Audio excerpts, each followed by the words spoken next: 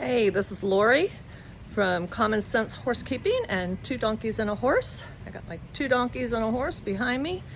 I want to talk about water and the heat. Where I am in north central Florida, the heat index today is 108, and it's been a brutal, miserable summer. Not just for us here in Florida, but pretty much everywhere. They're saying it's the hottest summer on record.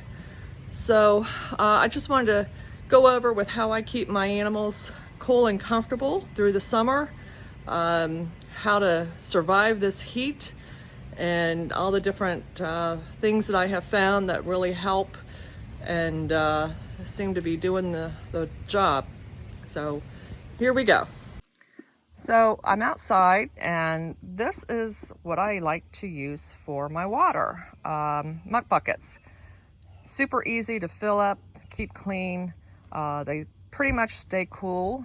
I may have to dump them in the afternoon. This one in particular, it's under a tree, so it tends to stay cool throughout the day unless it's just absolutely miserable. There's nothing worse than going into a barn and I check the water temperature, especially these really big troughs. The water is warm to hot, and worse, they're usually filled with algae slime. And I'll ask the people, do you want to drink out of this? And, why would you want your horse to drink this? Because, they're not going to drink it, and we need to keep them hydrated. We talk about horses getting colic in the wintertime because they're not drinking enough water. And I think that's the same thing in the summer. They're not drinking enough water because the water is not cool and clean. This is super easy to dump and keep it clean. For those who live in areas where there's water restrictions, a lot of times they use the big troughs and they can't dump them at the end of the day. But with this, you can dump it. Once you get to know how much your animals tend to drink in a day, you can fill accordingly so you're not wasting it by the end of the day. So this is by far my favorite method of keeping water. Buckets. Gabe has 2 buckets. Now, I dump and refill these probably 4 or 5 times a day. I'm constantly checking the temperature. If I'm in the barn, I check the temperature. And what I usually do is in the morning, if the water is still cool, which it usually is, and as long as it's still clean, and if there's at least half a bucket full of each, I don't do anything with it. I wait until I come down at lunchtime, and then I dump them and fill them up with really cold water. I just let the hose run until it's as cold as possible. That way, because in the morning he's out anyhow, and he likes to drink out of the muck buckets out there with water. So at noon they get full, nice cold water, and then I'll probably, unless we get an afternoon rainstorm, I'm going to be dumping these buckets probably 2 or 3 more times. I will dump them again at bedtime because they're going to be warm, fill them up at bedtime, and because I do that at bedtime, in the morning when I do stalls, I usually won't have to dump them unless somebody's just made a real mess out of them and gotten them really dirty. So everybody's got water buckets. The donkeys have a bucket in their stall. The goats have their water. Everybody, doesn't matter what kind of animal you are, but they all have cool, fresh water that's checked all the time. I mean, again, if you don't want to drink it because it's warm or hot, or worse, it's nasty, it's algae filled, it's dirty, why would you want your horse to drink it? And we've got to keep them drinking, keep them hydrated.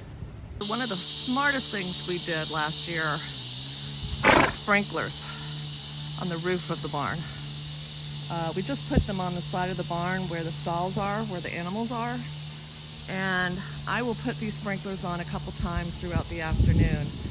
It drops the barn temperature dramatically, a good 10 degrees very quickly. Really makes a difference. Gabe and the donkeys can come and go, weather permitting, and they tend to spend the heat of the day in their stalls. It's a lot cooler. They have ceiling fans, and I can come down, turn these on. It'll drop the temperature pretty quick. I'll run them anywhere from 10 to 20 minutes, and it was definitely worth the investment. Some counties or cities may have water restrictions, so you definitely need to check to make sure you can get away with doing this or not brag about it. But I really like having these sprinklers on the roof. It's a really good investment. Ceiling fans. I have fans in every stall and in the aisleway. These are outdoor rated. They were installed by an electrician. It kills me when I see Lasko box fans. They don't belong, yes, Gabe, they don't belong in barns. They're not rated for barns.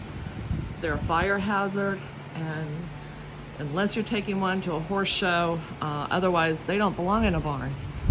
And you need to have something that's outdoor rated. You can use ceiling fans. There's other types of fans that are rated for outdoor use. And as you can see, this is where everybody pretty much hangs out during the day.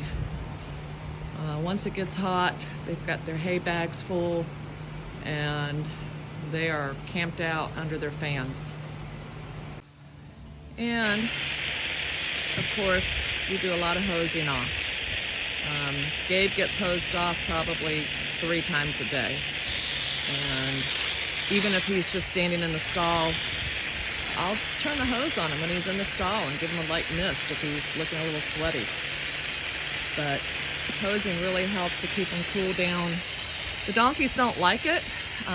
They'll let me, sometimes I can take a sponge and kind of sponge them off until they figure out what's happening and don't want that anymore.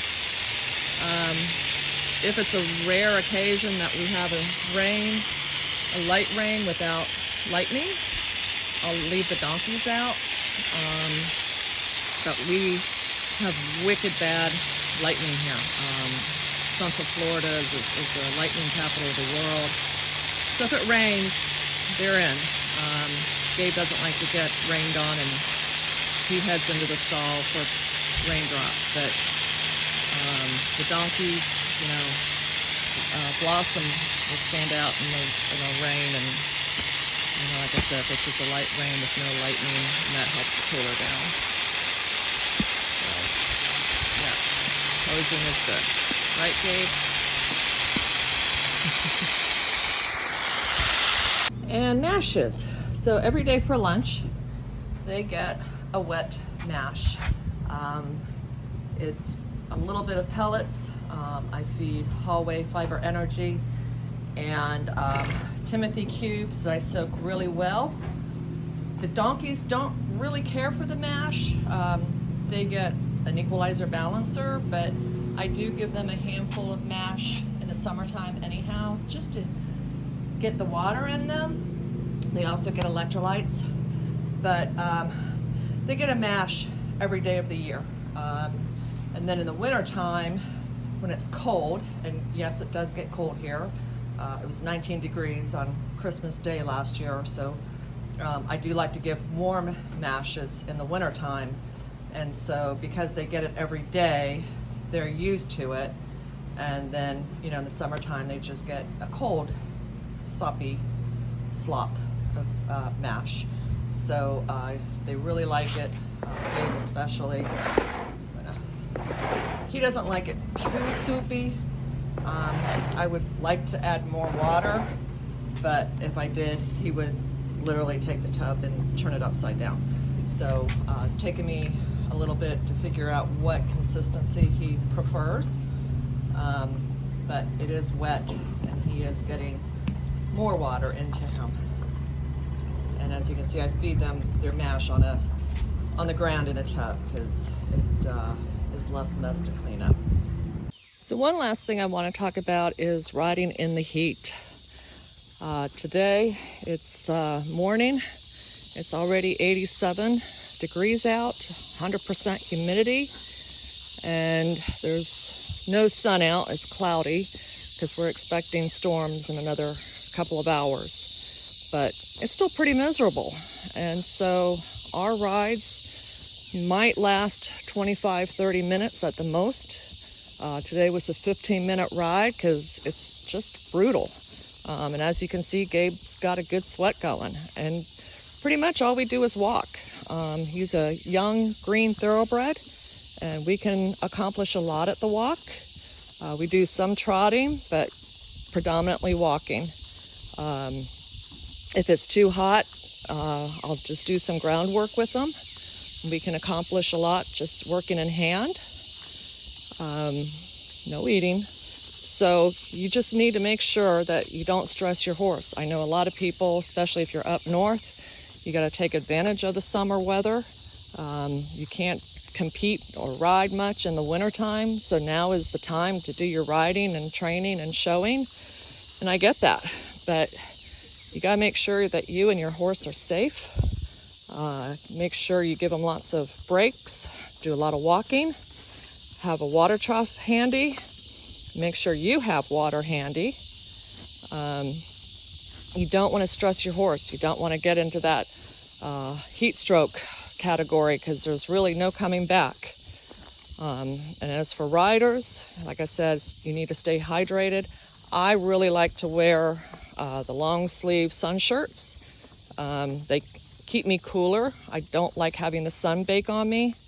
So for me, they're a much cooler option. Plus, they just look better than riding in a tank top or a t-shirt. So I know there's things you can buy, cool wraps to put around your neck, packs that you can stuff inside your helmet. So there's all kinds of ways to keep cool, keep your horse cool, and just stay safe. So I do hope that these tips have been a help. And happy riding.